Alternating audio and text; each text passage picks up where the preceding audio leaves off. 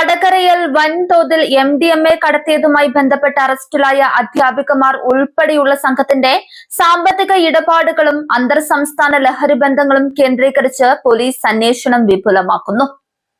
കേസിന്റെ വ്യാപ്തി കണക്കിലെടുത്ത് അന്വേഷണം അയൽ സംസ്ഥാനങ്ങളിലേക്ക് കൂടി വ്യാപിപ്പിക്കാനിരിക്കുകയാണ് പോലീസ് പ്രത്യേക അന്വേഷണ സംഘം. പേരാമ്പ്ര BRCയിലെ അധ്യാപികമാരും ട്രെയിനർമാരുമായ നീഷ്മ, കാവ്യ, കീർത്തന എന്നിവരും ഇവർക്കൊപ്പം ജിജിൻ കുര്യാക്കോസ്, കണ്ണൂർ ഇരിട്ടി സ്വദേശി ജിജിൽ എന്നിവരുമാണ് ലഹരി ഇടപാടിൽ പിടിയിലായത്. സങ്കീർണവും ഭീതിജനകവുമായ ഭീതിയിലാണ് ഇവരുടെ ലഹരി ശൃംഖല പ്രവർത്തിച്ചിരുന്നതെന്ന് പോലീസ് വ്യക്തമാക്കുന്നുണ്ട്.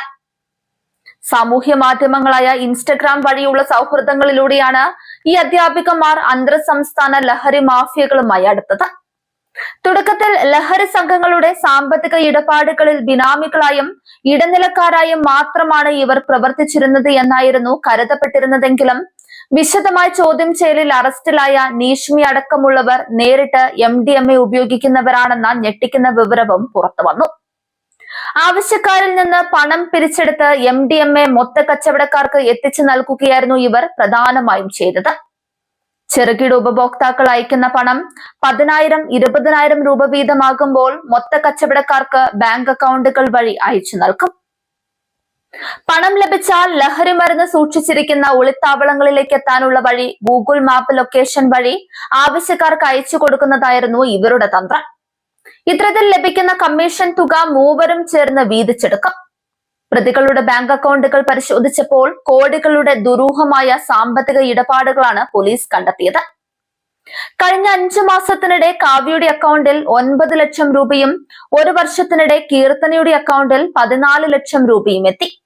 ഈ അക്കൗണ്ടുകളിലേക്ക് പണം അയച്ച ഉപഭോക്താക്കളെയും ലഹരി ആവശ്യക്കാരെയും കേന്ദ്രീകരിച്ച് അന്വേഷണം പുരോഗമിക്കുകയാണ്.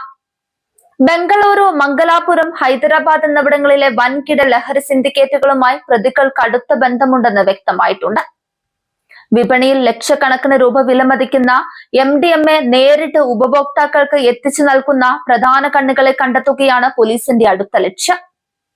പിടിയിലായ യുവതികളുടെ ഫോൺ സന്ദേശങ്ങളും ലഹരി കൈമാറ്റത്തിനായി ഉപയോഗിച്ച രഹസ്യ കോഡുകളും SIT സൂക്ഷ്മമായി പരിശോധിച്ചു വരികയാണ്.